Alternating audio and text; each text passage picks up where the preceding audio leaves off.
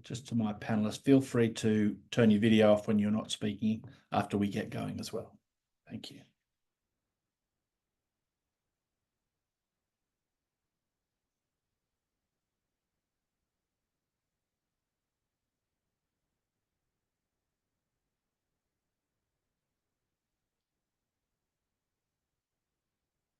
Just give it a few more seconds and then we'll get going.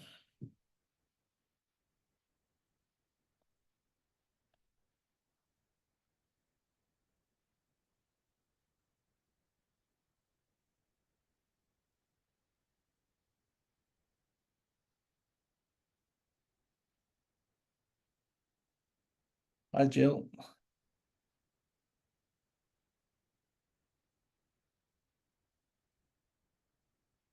Excellent. I think that'll get us started. Good afternoon, everyone, and welcome. My name's Angus Barnes, and I'm the Executive Chair here at the Wine Communicators of Australia. Welcome and congratulations for the graduation ceremony for the 2024 Wine Industry Mentor Program. Well done for getting through to this stage. And again, I hope it's been a good experience, and I hope you've had some good contact with your mentor and mentee. I acknowledge that I'm hosting this webinar from the lands of the Gadigal people of the Eora Nation. I acknowledge the traditional custodians of the various lands on which you all work today and the Aboriginal and Torres Strait Islanders people participating in this webinar. I pay my respects to elders past and present and celebrate the diversity of Aboriginal peoples and their ongoing cultures and connections to the land and waters of Australia. So, as I said, today marks the end of the official 2024 Wine Industry Mentor Program, but I hope that you carry on in certain ways, and we'll talk about that through the course of this afternoon. I'm speaking to you on behalf of our partners here in this process: Wine Australia, the University of Adelaide, Adelaide Business School, the ASVO, the Australian Society of Viticulture and Oenology, WISA, the Wine Industry Supply Association, us at the Wine Communicators of Australia, or the WCA, and you'll also notice we've got Adam Prezula from Arm for Life also joining us today, and I'll introduce him and all others in the next few minutes. It's been another really successful year for the Wine Industry Mentor Program. We had 54 mentee and mentor partners starting on this journey, and I think just about all of them have been ongoing and progressed through till now. We've had great involvement in the Mentor Cloud platform. We've had a lot of people come back to us in the last few days wanting to put their videos up for presentation, which you'll see at the end.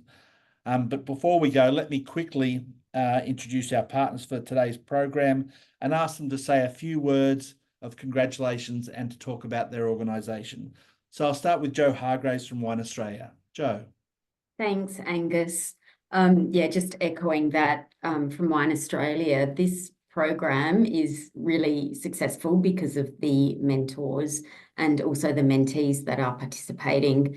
Without the mentors sharing their skills and knowledge, and most importantly, their time, we would not be able to run this program. So thank you to all of the mentors that have stepped up this year, and to the mentees for your commitment to your own professional and personal development. We think it's fabulous and look forward to sort of seeing and watching your continued career journeys in the sector. From Wine Australia's perspective, this program really supports all of our investments in people development through the Future Leaders program and Next Crop, our regional leadership programs, and also our support of the new program Rootlings. All of the programs now seamlessly dovetail together, and we think it's amazing.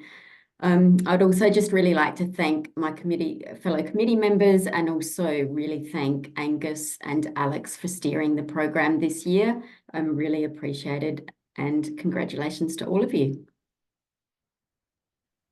Thank you, Jo. I'm going to pass across to Armando Maria Corsi from the University of Adelaide, Adelaide Business School. Armando. Angus, thank you very much, and good afternoon, ladies and gentlemen. It's really an honor to join you for the graduation ceremony of the Wine Industry Mentor Program. We think that this program is really a celebration of collaboration and growth, and really brings together the brightest mind and the most passionate hearts in the Australian wine industry. Over the past 6 months, our mentors have generally donated and shared their wisdom, time, and experience while our mentees, I think, really have demonstrated an exceptional eagerness to learn and innovate.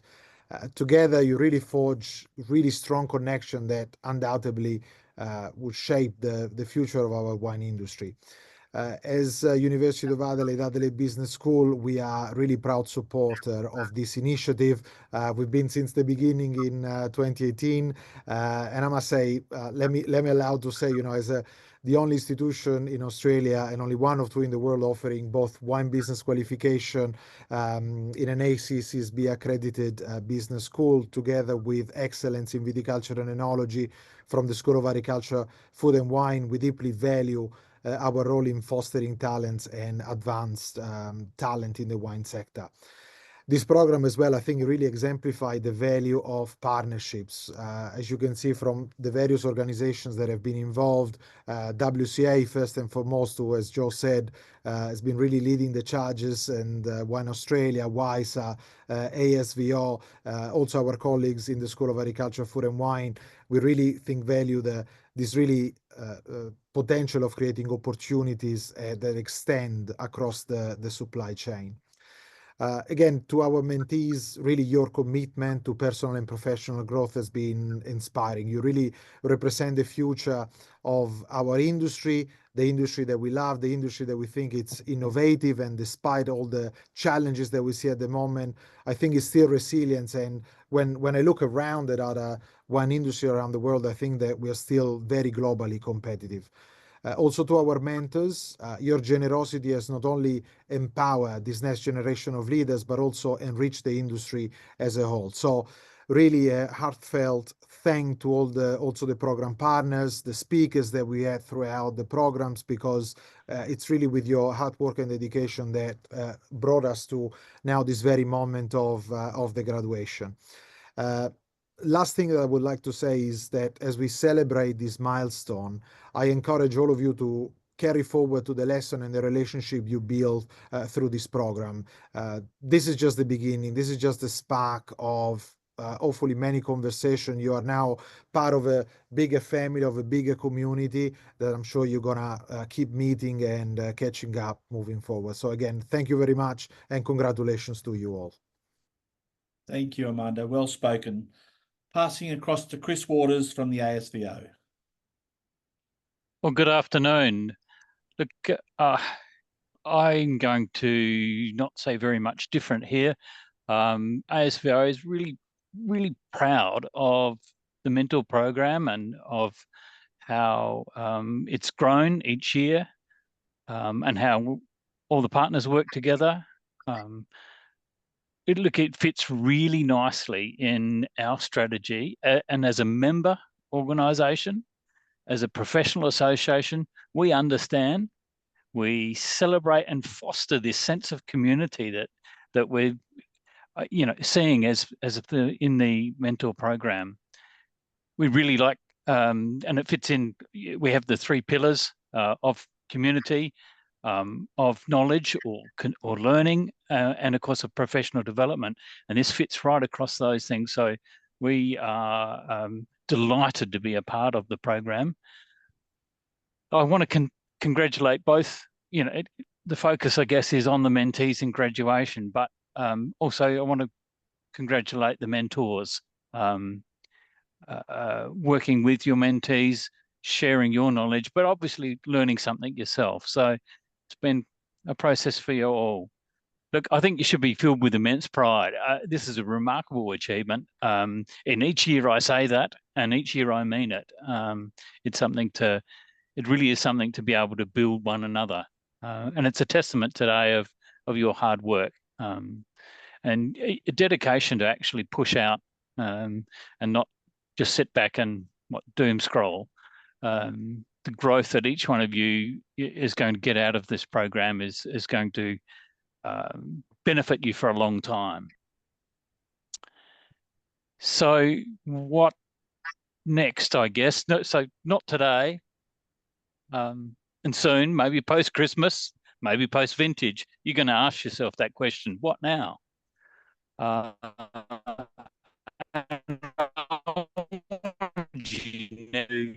Carry spirit, what was it, the picture of the program here, that curiosity, that desire to be something better, or progress through your career. Embrace that, and expand your horizons. Think about ways you can expand your own influence. Stay connected. Consider becoming part of one of the wider networks here. There's things like Rootlinks, there's regional associations, there's member associations, Wine Communities, WISER, SOMS Australia, ASVO. There's many there that will just fit with whatever your direction or your career is going. And that community, if you're putting back into that, it thrives. The mutual support, the collaboration, the more you put in, obviously, as you've just found out in the last 6 or so months, the more you get out of it. So look, enough from me. Congratulations. I'm sure you'll build on the skills and friendships you've made. I personally want to thank Alex, or the mentors, and everyone involved that's helped us all with this exciting journey to this point and for beyond. Thank you. Thank you, Chris. And last but by no means least in the group, Liz Shun from WISER. Thanks very much. And my screen keeps having little conniptions and flashing. So if that happens again, we'll just see what, there's no lightning back here, but no, thanks very much. Yeah, congratulations to everybody. You know, it's a really exciting milestone, but as Armando says, you know, while you're wrapping up the formal part of your journey, it's really the beginning of new opportunities. WISER is really proud to be part of contributing to the mentor program. Our committee helps go through the process of sorting out who's matched with who, and then many of us are mentors or a part of it. And I'm lucky enough to have been a mentor. This is my 3rd year now, and I've learned so much and had very different mentees. So I, like Chris said, what do you learn? You know, what now? As much as you've created a direct relationship with your mentee and your mentor, hopefully what it's also done is maybe paint a bit of a picture of how all the associations fit together and where you might fit in with that. And so WISER, just a quick recap, is the Wine Industry Suppliers Association. And as the name suggests, it is a membership organisation for suppliers to the wine industry. Now that does include some wineries, but while you may say, well, I'm a winery, so that's not really for me, you might not be a member, but what we are doing is speaking on behalf of our members to the rest of the wine community. And that's what we all do. And we all try to work together to get the message out in different ways. And sometimes we work together, like on this program, and other times we work individually. So what I would say that regardless of if you think that WISER is for you in terms of membership, please follow us on LinkedIn, follow us on Instagram and Facebook, sign up to our mailing list, because there's benefits for you just to sit in on some really interesting new tech that's coming out. Come along to our gala dinner at the end of each year and learn like what's been happening in terms of tools that you can use in your sphere. And that could be, I say that very confidently because we cover all aspects of the wine industry. So yeah, congratulations, thanks. And please just, if you're not sure where to start, hit me up directly, and you can find me on LinkedIn. Excellent. Thank you so much, Liz, and thank you to all our partners. Again, this is truly a collaboration between the whole of industry, and the great thing I think for us is we cover everything from suppliers, winemakers, viticulturists, marketeers, salespeople, educators, right across the board, students. So it's a terrific program, and it really is something that we should be proud of as an industry. I thought I might just take a couple of minutes just to give you a little bit of feedback from you as the cohorts, both the mentors and mentees. And this was put together out of information we got off the Mentor Cloud site. So I hope this resonates with you. So we had, as I mentioned before, we had 54 mentor-mentee relationships start. Through Mentor Cloud, we had 98 mentoring sessions booked in. Now, what I'm going to say there is my suspicion is that most people used the Mentor Cloud platform to book their first sessions. Some people might have used it ongoing. Some people may not. And kind of that's okay. It'd be lovely for us to capture as much data as possible. But the reality of everyone's life and everyone's use of technology says, if you just need to organize a Zoom call or a face-to-face or a phone call and not use Mentor Cloud, then so be it.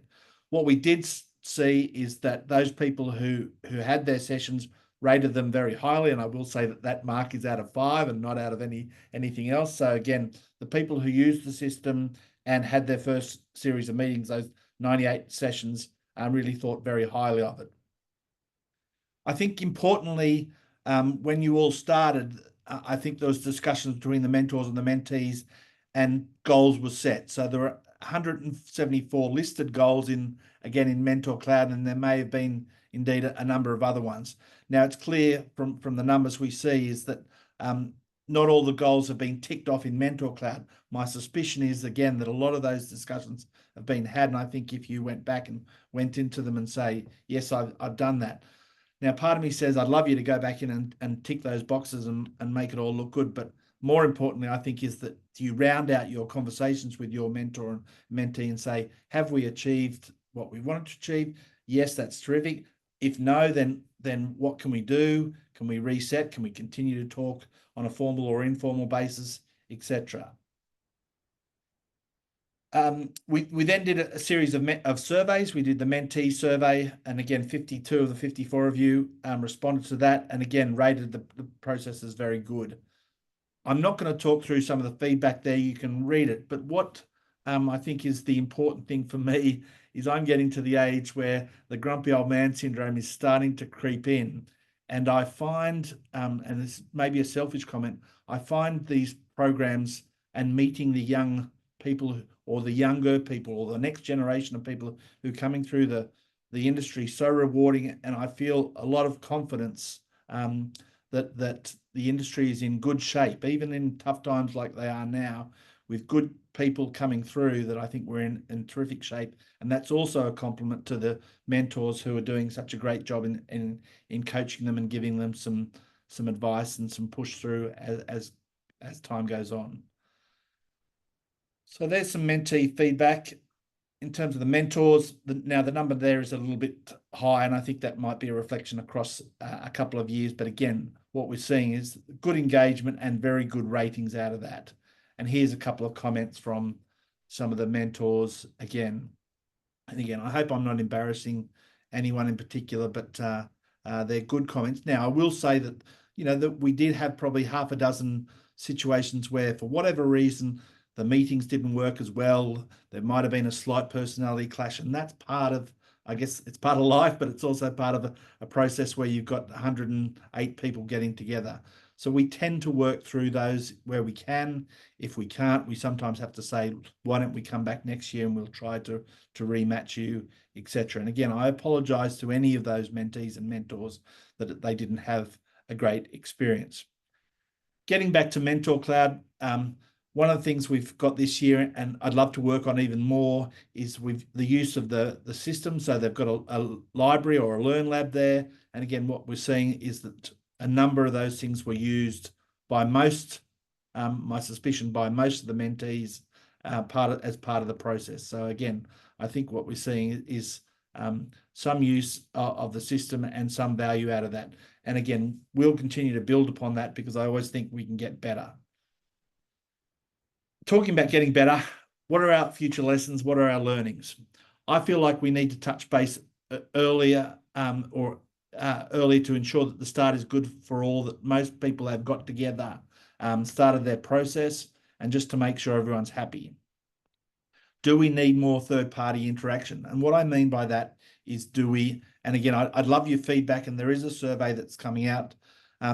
Do we need, for us as the committee running it, to get into contact with the mentors and mentees early on in the process and just saying, how are you going? Is there anything we can help? Or should we just leave you and the mentees and the mentors together?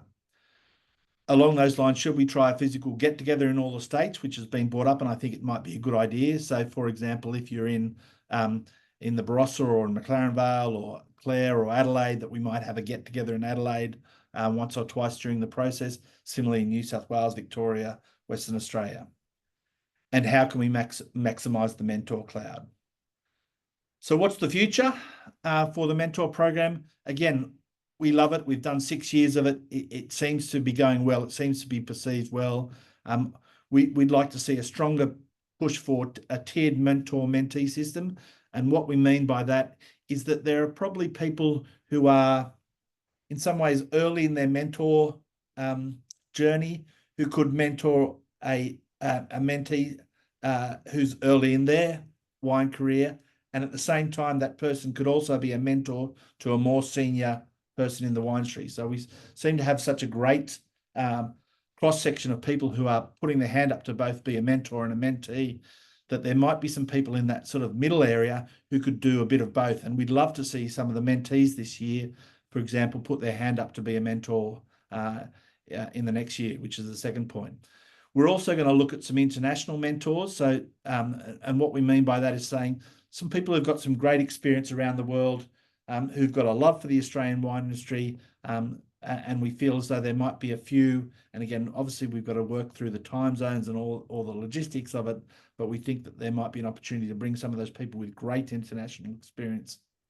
And the last thing for me there is again, we're now at 6 years of people, and we've got a good alumni group. I think we need a platform to exchange information, to continue to grow and to share information with you.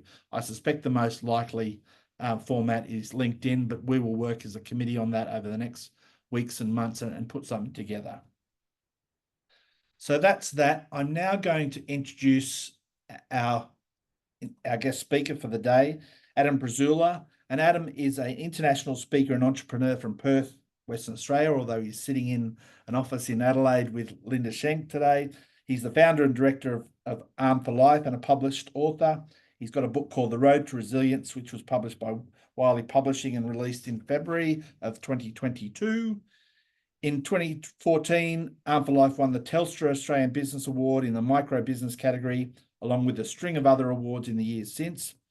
Adam now runs Arm for Life full-time with a team of speakers and radically diverse members, including basketball players, hip-hop artists, parkour instructors, and barbers for the 12 different programs that they run, both with schools as well as presenting on 30 different topics.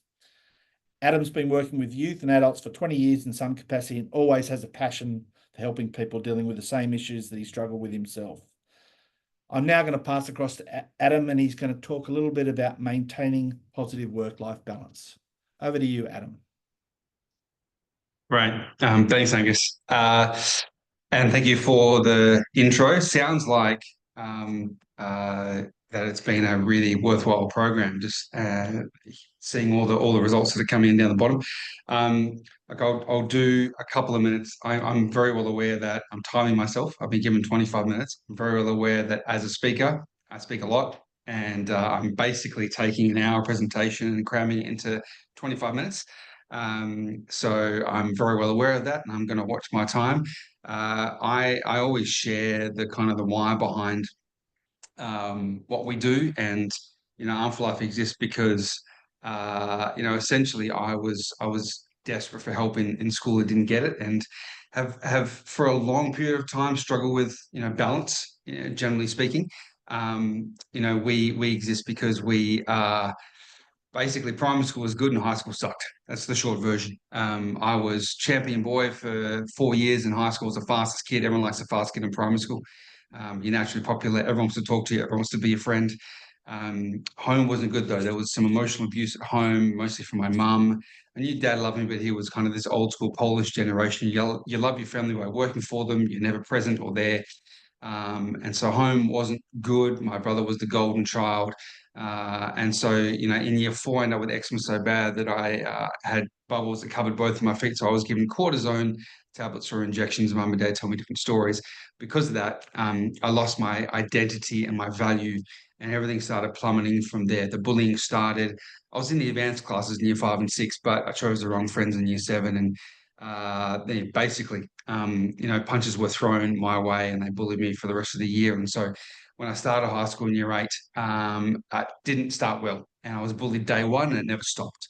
By the end of year 12, 180 students, about 95 guys. There were about 58 guys that were bullying me every single day, and the anxiety and depression I experienced was so severe, I shut down emotionally, mentally, and had a suicide plan in place in the middle of year 10. And so I was absolutely messed, and I was desperate for help, and no one was there to give it. And so I got out of school, joined a team going into schools, and partway through that year had a turning point, realized I was desperately in need of help, and no one was there to give it. That's kind of where the seed was planted. You need to be that guy. And so it's why, I started volunteering in that team and volunteered for 2 years, and then came back as a coordinator and started speaking. That was 25 years ago. So I've been doing this in some way, shape, or form for 25 years. I did that for about 6 years, left to get my teaching degree, and became a chaplain in a school.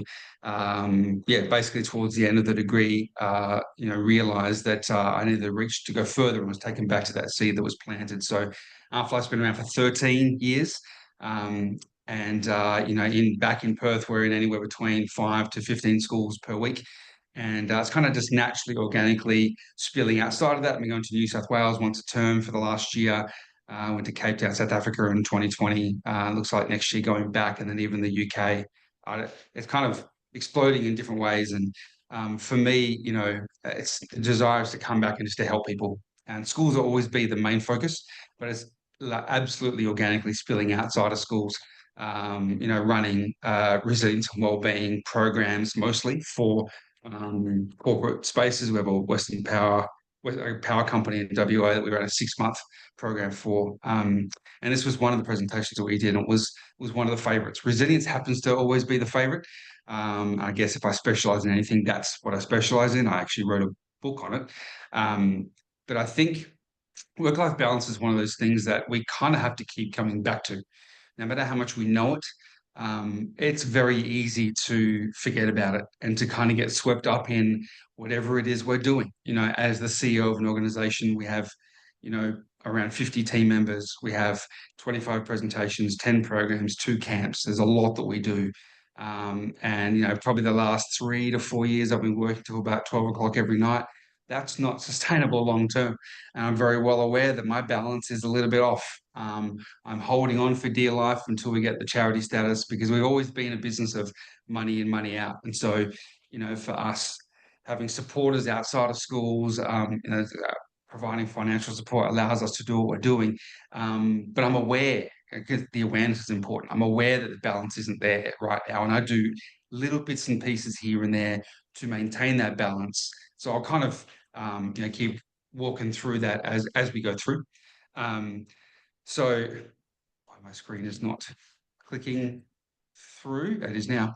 So I thought we'd start with a video we're talking about balance. And I think this video, as well as being quite calming and soothing, I think it'll be pretty clear as to why we're watching this video. Let's have a look.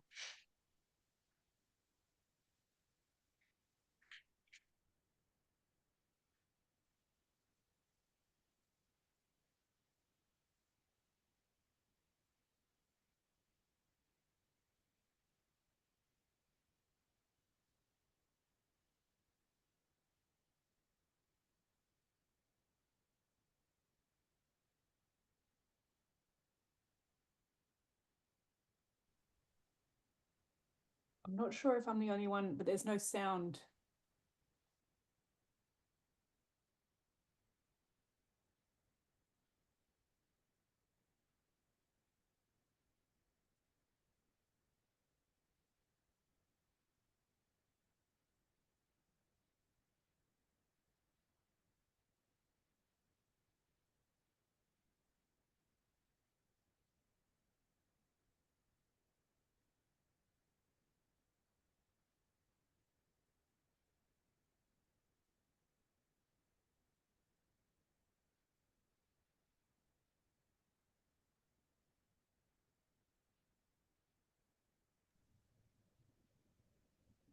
Adam, I'm not sure if you can hear me. There's no sound coming through. I'm not sure I can either.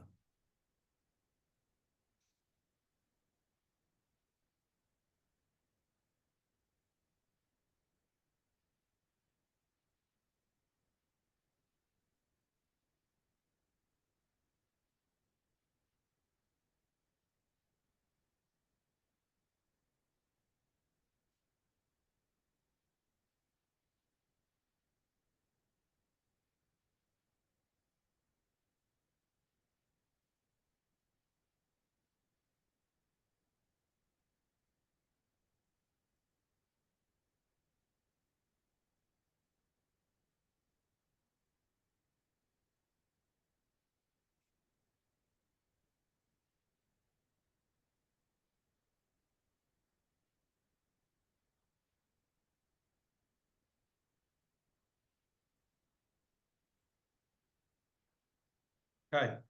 So when we get balance right, it legitimately works for us. And the thing about balance is that it's easy, like I said, to, even if we're aware of it, to kind of shift out of whack. And so it's kind of something we have to keep in the forefront of our mind, and to be purposeful about it and to be practical about it. So when I run these presentations, I'm definitely used to doing them in person. I think being online is a little bit different, but that's okay. I think the reality is that digital technology, the fact that we can work from home, is a reason why the balance keeps shifting out.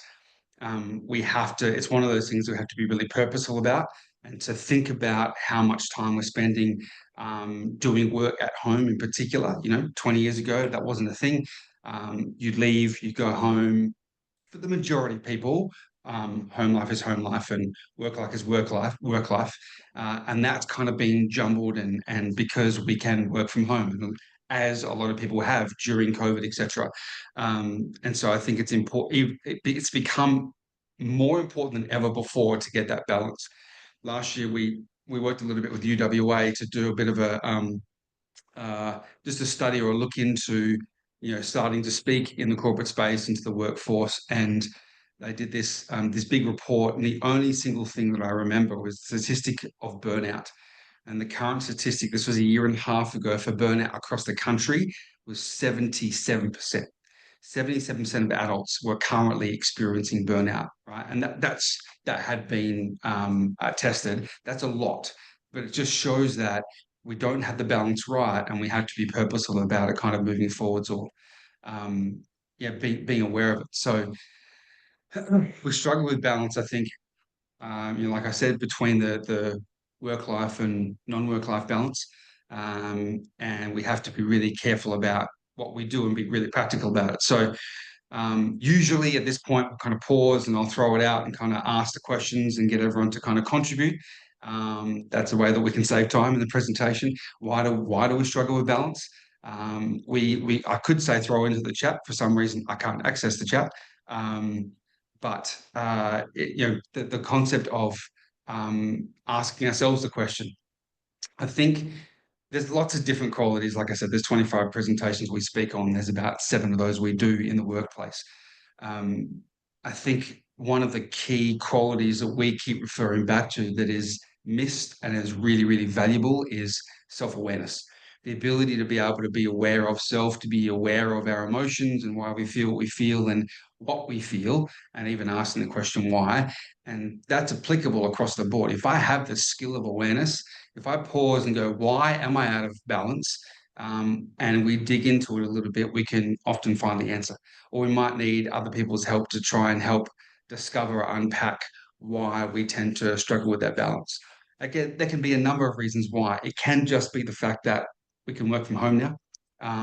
It can be the fact that maybe we've never learned balance when we were younger. Maybe some families, kids do 7 sports and learn 2 instruments, and like there's just so much that they're doing that they want to be involved in, that balance and slowing down isn't ever learnt. And so then once we become an adult, then we just continue to do the same thing. So if balance has never been learnt when we're younger, and taking time and slowing down, etc., then we can struggle with balance when we're older. Or maybe there's this drive that we haven't uncovered. A lot of, maybe it's trauma from the past, or some belief that we have that I have to achieve to find value, and so then maybe we don't find balance because the drive is I need to find value in what I'm doing, etc. So I think the core here is just being able to ask the question why.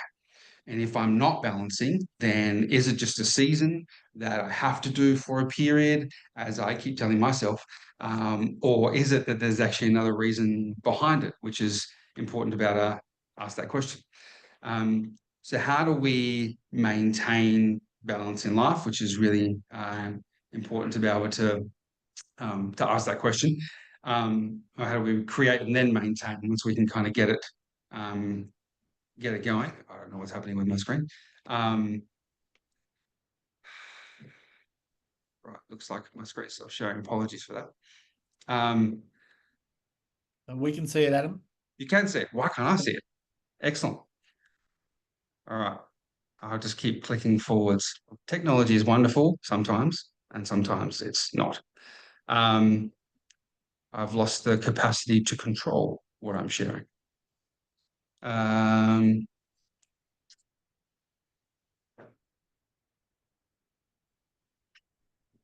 Apologies. Pause for a second. Full screen. Disappeared. Just put stop sharing and then starting it. I'm just going to stop share, start again. Yeah, apologies. Okay. Now if you go down to share. Let's try again. Get there. Okay. Good. Excellent. Thanks, Linda. Great at many things. Okay, so learning to manage time. This is like a skill that I don't spend a lot of time on this because the reality is we should be able to do this. Some people don't. But the whole concept of managing our time, whether we have the ability to focus on what's important and the idea of like making lists, sticking to it, figure out what works for you, essentially, we say. So, calendars, lists, diaries. My wife likes a paper diary. I make fun of her because of it, of course.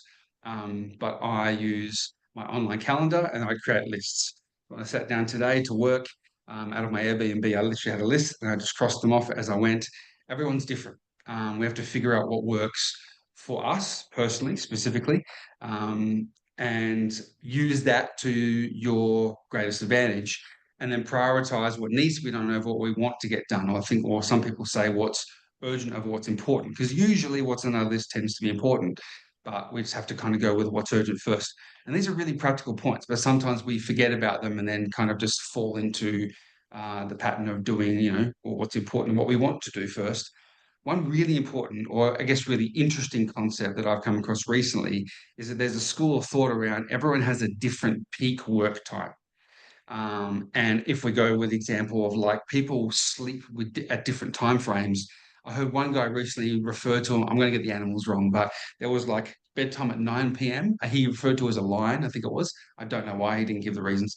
But that person's peak work time is different to, let's say, I think the 11 p.m. bedtime was a bear, and then the 12 p.m. bedtime was a wolf. Don't ask me why. Again, I can't give you answers to that, but the concept of everyone has a different bedtime, and then it's 8 hours from that time, which is the peak, sleep time that tends to work for those specific people. But I'm a wolf, for example, and my peak time of work is actually like late afternoon, nighttime. That's where I work best, where I'm the most alert and I'm the sharpest. So it's helpful for me to get stuff done during that period. So that can be helpful for us to be able to work efficiently and use time because we might be trying to force ourselves to work in a time frame that isn't suited for us. Continually work on self-control. So that's the whole boundaries thing. Setting boundaries, sticking to it. I'm going to finish at this point. I'm going to take breaks here. We know like having brain breaks every 30 minutes is beneficial. If I'm sitting, I'll get up every hour and a half to 2 hours, and walk around or go for a walk or do something else, or take a slightly longer break let's say if I'm sitting and doing emails for the entire day. And the concept, again, unless we're in a short period where we're having to work at nighttime, we have to be able to switch off at a certain point at nighttime. The most beneficial is, for example, not sleeping near a phone. Most of us do that, right? There's a lot of people that report having sleep problems. That's a whole nother presentation. But if I was to dip into it for a brief second, people that struggle to sleep may be connected to not switching off. We know that screens simulate blue light, or emit blue light, which stimulates cortisol. We have a circadian rhythm in our body that is the balance between cortisol and melatonin. And if we're struggling to go to sleep, usually that's out of whack, and our cortisol is high at nighttime. And so, things like switching off from devices, etc., can actually help with sleep.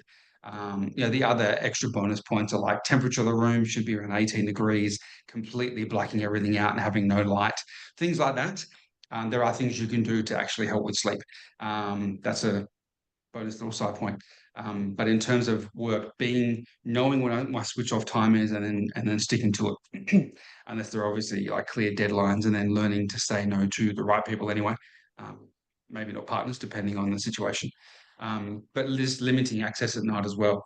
Maybe it's removing emails off phones. The thing is, if we're not purposeful about this and finding the balance, then eventually we tend to burn out. And you can maybe even get to the point where experiencing like a bit of overload, or some people talk about like work paralysis, where they can't actually focus on the work that they're doing. They don't know what to do or where to start because they're just so overwhelmed, and there's too much to do.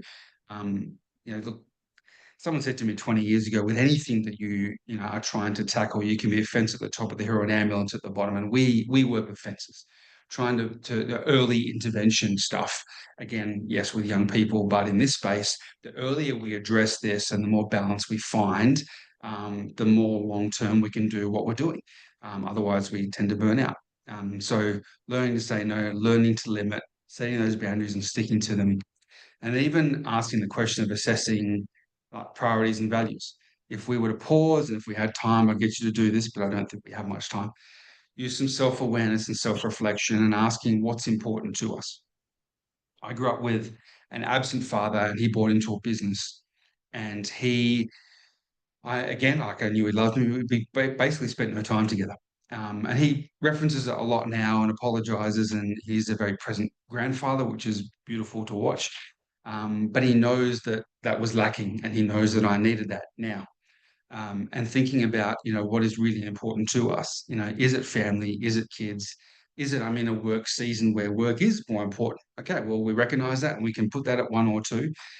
Work realistically shouldn't be at 1 for 20 or 30 years, because it shouldn't be the most important thing to us. It's probably going to be in our top 3. But it's important to pause and evaluate what is important, right? Are those priorities healthy? And if we're really, really honest with ourselves, sometimes we can find, for me, I know that work can jump up the list, up to number 1. Because I want to get this thing done. I want to get this across the line, or I'm really passionate about this particular program, or it's very easy for that to take place. And then I have to forcefully push it down again into, maybe the 2nd or 3rd space. I tend to try and keep family as number 1.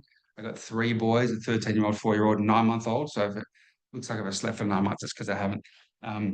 But I have a beautiful relationship. The 9-month-old is going to come. With my 13-year-old, my 4-year-old, I have a beautiful relationship with them. And I'm very, very purposeful about that relationship. Weekends, I don't remember the last time I did something on a Saturday night, because my 13-year-old is shared time. Get him Saturday night, goes back Tuesday morning. So it is always time with my boy on a Saturday night. I'm really purposeful about that, because I know that his love language is quality time. Because that's more important for me, and health second. I'll go to the gym 3 or 4 times a week during the day, because I know I can't go in the afternoon or nighttime, or again, baby time, bedtime with the boys, etc. And so I balance things. Even though I'm working nighttime, I'm often going to the gym during the day, because I know that my health is more important than my work. So looking at what those priorities are and assessing whether they're healthy or not. Factoring in personal refreshment time. So I'm okay to admit this. I'm a gamer. I'm still a gamer as a 45-year-old man. My brother is a 49-year-old clinical psychologist who is second in charge at a university in WA. He games way more than I do. We only connect on 2 things: movies and gaming. And so we sit down most nights and play half an hour Fortnite, and we catch up while we're playing Fortnite. Yes, I can admit that. I'm comfortable enough to admit that is what happens most nights. But I don't feel refreshed after I game. I love it, and I enjoy the connection with my brother, but I don't feel refreshed. I don't get annoyed as I used to anymore as a kid, but it doesn't refresh me. Going to the movies with someone refreshes me. Going to the beach refreshes me. Going to the gym refreshes me. Knowing the things that actually refresh you is really, really important in terms of that's my personal refreshment time. And so balance is, if we're going to work towards balance, we have to know what they are. We have to make time for those things that are refreshing. And as it's connected into the next point, or one of the next coming points, what relationships refresh you too? Because some relationships are draining and some are refreshing. And knowing the difference, my grandma, who is the reason why I'm still around, she was my nurturer, more like my mum than my mum was growing up. She passed away about 5 years ago. She was the most refreshing person that I could ever spend time with. And so I loved going to see her every second weekend because it was refreshing. I would always walk away feeling refreshed. So knowing which relationships are like that or what things we can do. It could be a bubble bath in a book. You couldn't pay me to have a bubble bath because it feels weird. But knowing what those things are, maybe it's wine, only one glass because that's healthy. But we're not talking about that yet. But just making sure it's a healthy practice. And then relationships. So the reality is that family or community should be high on the priority list because we're designed to do life in community. We just have to look at COVID and how we were restricted in our time and spending time with people and the impact that that's had. We're still seeing the impact of that, not just on businesses, but on people. The presentations we were doing in schools literally changed after COVID in terms of the top three. I always track the top three and the top five, and they changed. And that's because of the experience of being isolated and being forced to being away from people and being away from communities. We're designed to life in community. And so, but it's also important to be assured that those relationships are healthy. Again, working in schools, a lot of students don't look forward to holidays because unfortunately the relationships they experience at home aren't healthy. And so we have to look at the relationships we have around us and ensure that they are healthy and then work on them if they're not. We had a little bit more time. We talk about love languages and the love tank and those types of things. They're really, really powerful. If you haven't heard of them, look up the 5 Love Languages by Dr. Gary Chapman. Anytime I'm even talking to parents and they're like, I'm a single parent, I don't have much time with my kid. I'm like, learn their love language and be purposeful with the time that you have because it speaks volumes to them. Maybe they're a gamer and you can't find anything to connect on them with. Sit down and ask about gaming. It might be the last thing you want to know about, but it builds connection because you're asking them about what they love. So work on relationships, whatever they are, because there's so much value to be found in them. And then prioritize health. I could talk about this for about 7 hours because it's just so important. We have a presentation we do, which I think is probably the most important on self-esteem and how we feel about ourselves, that or resilience. And I talk about 6 things we can do to change our self-esteem. And literally, this is kind of embedded in almost every presentation that we run, because if we want to be balanced, we have to be healthy. Which basically we talk about anytime someone says to me, "Give me 3 things, give me 3 points: food, exercise, sleep." What type of food do we eat? Are we eating the right type of foods? Because there's even good mood foods that produce more serotonin because 90% of our serotonin is made in our digestive system. So are we eating the right foods? Are we exercising? Balance absolutely needs to be, exercise needs to be included if we're going to be balanced. Whether that's going to the gym or playing a sport or yoga or Pilates or something that basically draws on your muscles. As an example, when you go to the gym and you use your muscles, your muscles draw on all of the amino acids in your bloodstream except one, which is called tryptophan or tryptophan, and your body uses that to make more serotonin. So you don't just get a rush of endorphins like you do with any exercise. When you push your muscles to a degree, you get a boost of serotonin. Your body uses serotonin to make melatonin. And so there can be, if you're just eating well and exercising, sleep can sometimes fix itself because you're getting more serotonin and more melatonin in your system. And so looking about how balanced am I across the board? How much am I prioritizing my health? We can say it takes more time and maybe it costs more to prioritize health. I heard someone recently in a podcast, maybe a year or 2 ago, say that we either invest our money now into our health or we invest it later into curing whatever illness or disease we have. That's the reality. And so it's worthwhile investing it now. And I have so many stories I could share, and I don't have time, of people that have said to me for like years in a row, we need to do this program. I need to do this one. I want to run it for my staff so I can do this program. And they never get around to it. And then they come face to face with an illness or a disease or something that they have to face or manage. And that's a really sucky, process to walk through with them during that period. But the reality is that it's so many things are preventable, when it comes to even just health. And like I said, I could talk about this for a long time. So Summarizing, I'm 2 minutes over. Create and maintain life balance. Clearly, there's a lot more information in each of these presentations. Happy to share something with Angus that can be shared on.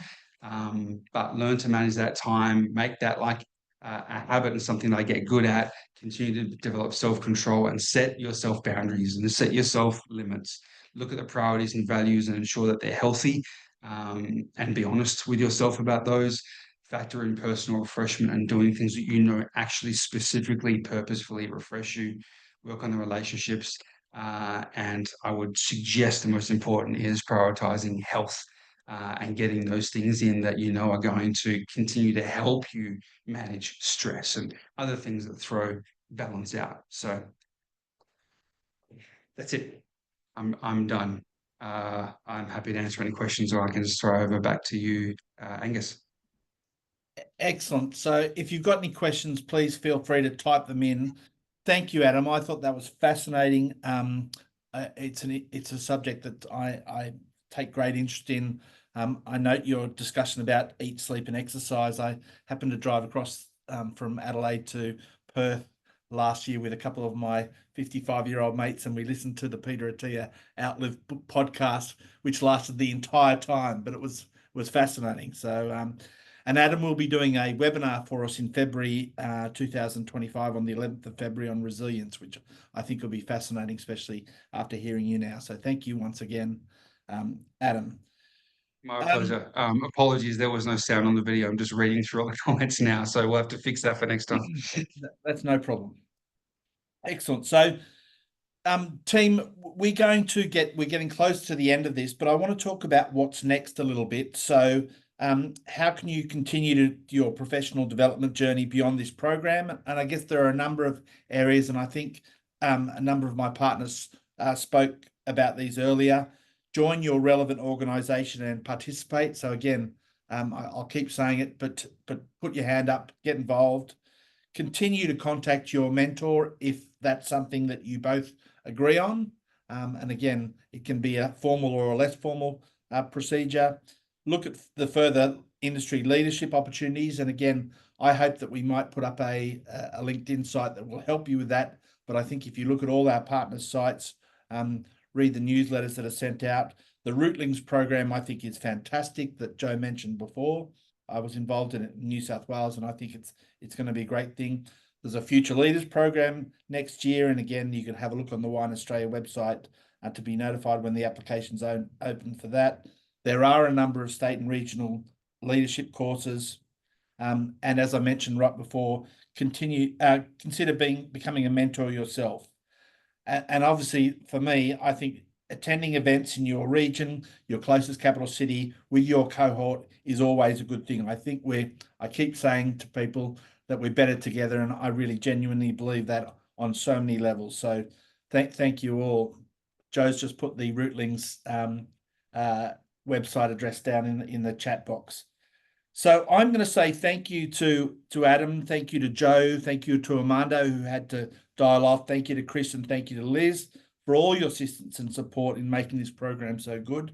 Thank you to Alex Bergener in the background, who works away tirelessly on programs like this and a number of other things.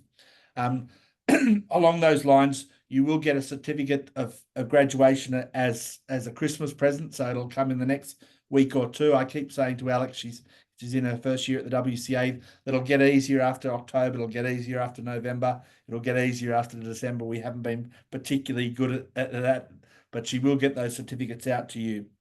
There is a survey that we've sent out, and it's really helpful to us to get some feedback, because I think we do some things really well, and I think there's probably things that we can improve in. So if you've got the time, we greatly appreciate your feedback, just to say what you could improve. There's a number of sections that are you can write text in, so you can give us some specific feedback if you wish. And again, you can always contact us at the WCA through our website, and there's some email addresses there.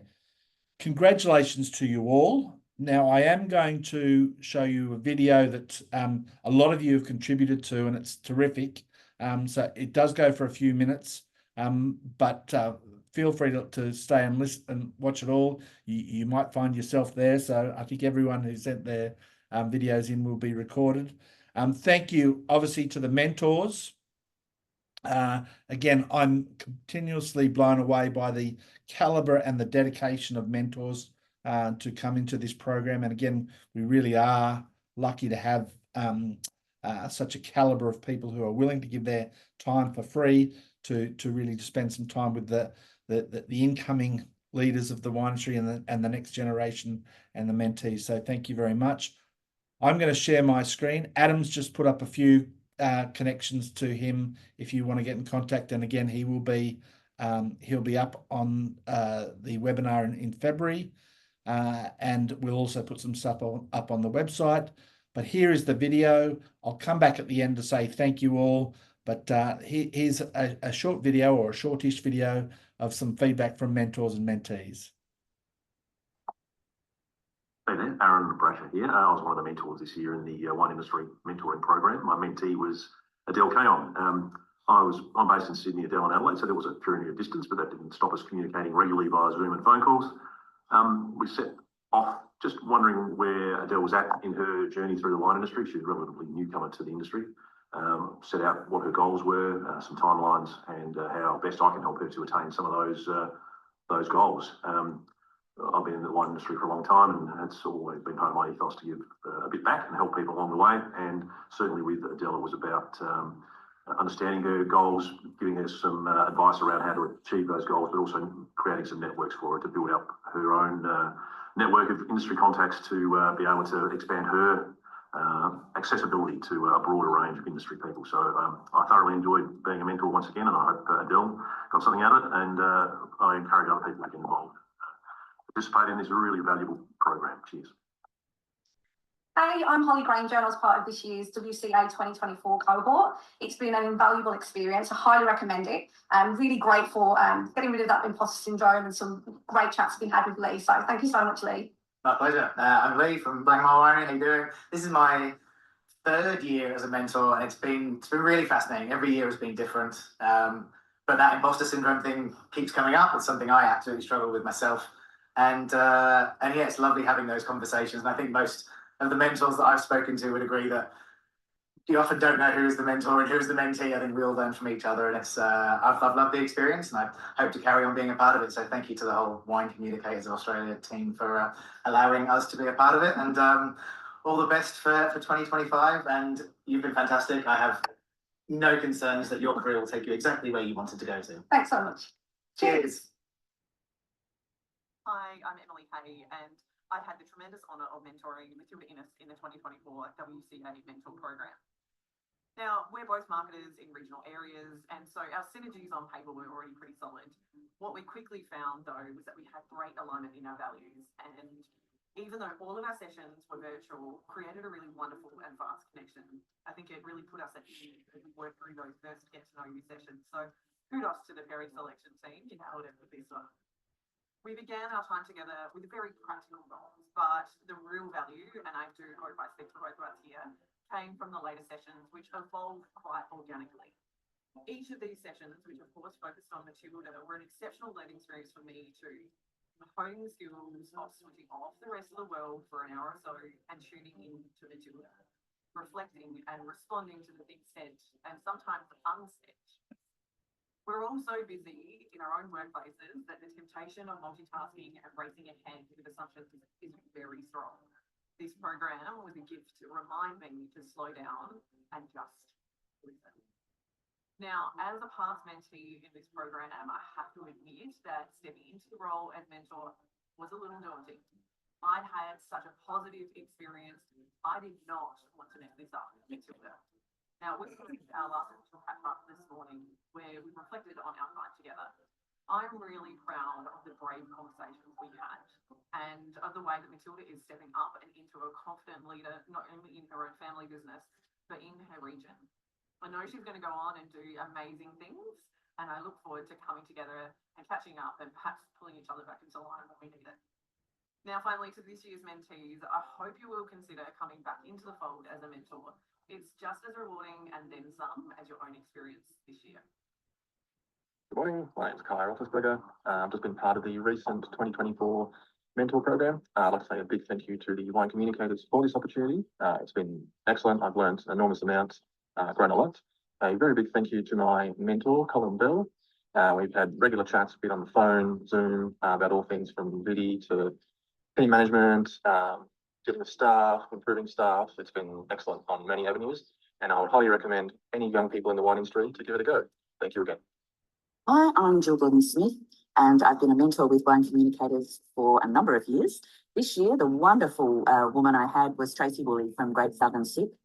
Tracy is an amazing person, and congratulations on her award for with the Wine Communicators Awards. She's been available, she has been open, she has been just, for me, somebody who's inspired me as much as hopefully I've inspired her and been able to help her achieve her goals. She's someone to definitely watch in the industry, and I look forward to continuing our relationship. Hi, I'm Sam from Zenton Clean Wines in Rutherglen. My mentor this year was Paul Henry. Honestly, I couldn't have asked for a better match. Paul was exactly the mentor that I needed at this stage in my career. We got along really well, and catching up with him was, kind of like catching up with an old friend. It was comfortable and familiar, but then of course he'd ask me all these brilliant questions that really challenged me and pushed my way of thinking. We spoke about lots of things, from, how do you create the perfect riskless adventure for your customers? How do you craft an authentic brand experience? How do your strategies change within different sales channels? We also spoke a lot about leadership and team management, which came at the perfect time and helped me to kind of navigate a few challenging conversations that I had to have this year. Thank you so much to the WCA for this opportunity. I think it's so important for young or emerging leaders to have access to this wealth of knowledge that sits within the sector. So thank you so much. And also to Paul. Thank you, Paul. You are so kind, so thoughtful, and you have been so generous with both your time and your experience and your knowledge. I really hope that we stay in touch going forward. But yeah, thank you so much to the Wine Communicators of Australia and to Paul. And also thank you so much to my employers, Natasha and Wendy Colleen, for allowing me this opportunity to join the mentor program. Thank you. Hi, my name is Marcus. I'm a mentor in this wonderful program, and I'm a wine merchant, so it's all about sales and marketing, and I'm also very, very passionate about wine education and also a WSET wine educator. In this magnificent program, I was paired this year with my wonderful mentee called Max Gu. He is a winemaker for Schubert Wine Estate in the Barossa, and he didn't hesitate to call me within 1 minute of the announcement and said, Marcus, I want to learn about the supply chain, the whole thing. And I said, let's go to work, and we hit it off right away. So we started with market research. What's the market? Who are my customers? And finished the whole thing last week by setting up a marketing strategy. So I guided him through the whole program, and it was absolutely fantastic relationship. We had so much fun. We even caught up twice for dinner, and we had weekly sessions. So it was absolutely fantastic. And after all, I can only say with a very famous quote, this is the beginning of a wonderful friendship. Merry Christmas, everyone. My name's Genevieve, and I've been a mentee in this year's program. I joined the program because I was looking for some guidance to help me navigate some fairly significant developments that are underway at my workplace. And I was seeking to really sharpen my strategic thinking and to really grow further as a leader in the industry with wine marketing. However, during the program, the focus really shifted into more of a personal one, as my mentor Darren saw a need for me to really build my confidence and to genuinely acknowledge the impact that I have made in my career so far.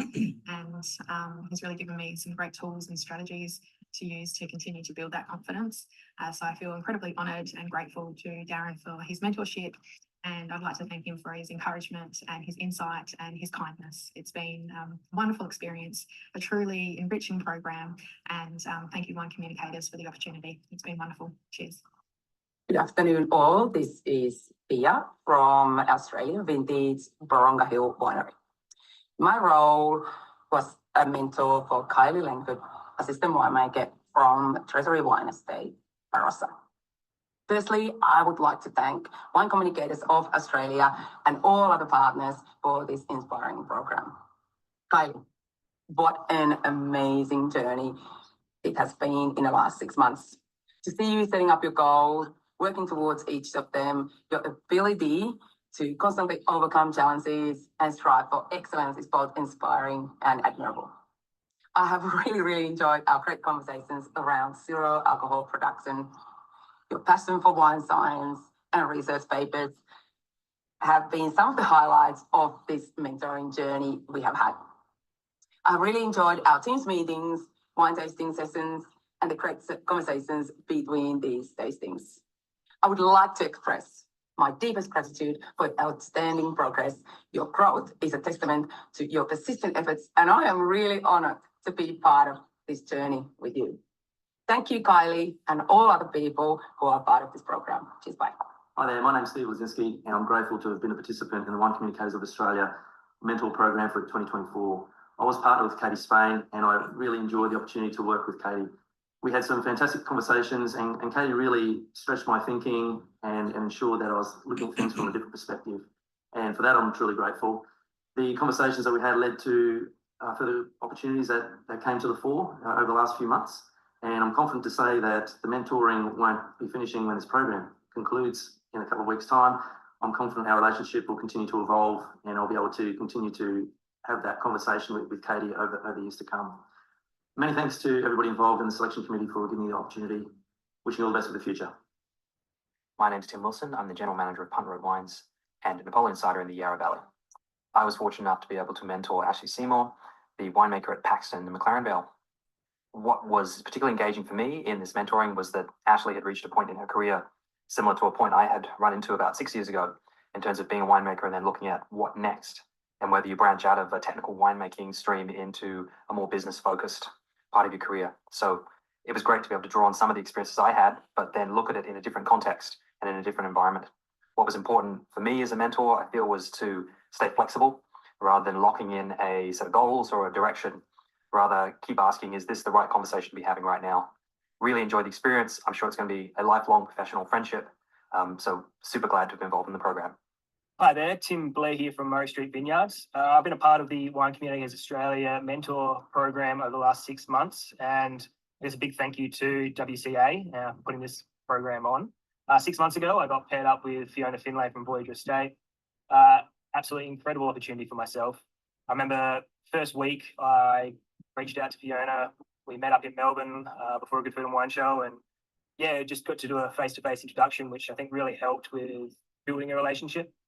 I guess prolonged down the 6 months, we've had numerous catch-ups, been a lot of questions, goal setting, looking into the future. What does this industry have for me? So Fiona's been fantastic in challenging me in a lot of different ways, but also keeping me level-headed. So I guess a big thank you to you, Fiona. A big thank you to the WCA for putting this program on. I guess to all of you out there that are looking to grow in this industry and sort of see what it has in store for you. I think this program is a great opportunity just to understand and to be able to ask questions. And yeah, it's just a brilliant opportunity. So thank you again to the WCA, and yeah, thanks, Fiona. Hi, my name is Will Biles. I am a vineyard manager here on the Mornington Peninsula. Thank you, Wine Communicators Australia, for this wonderful opportunity that you've given me. Thank you, Steve Faulkner, my mentor. It's been an absolute journey to connect with Steve. I'm pretty new to this, but fairly new to this, but you know, it's done a lot for building my confidence, helping my personal growth, and you know, looking after the vines, looking after the soil, looking after yourself, health and safety. It's been a real joy. Steve's a world of knowledge, and he'll happily share everything he's got. He knows, you know. He's really helped me build my confidence going into this growing season and all the challenges we face every day, and you know, making sure you look after yourself at the same time. So thank you so much. It's been absolutely great.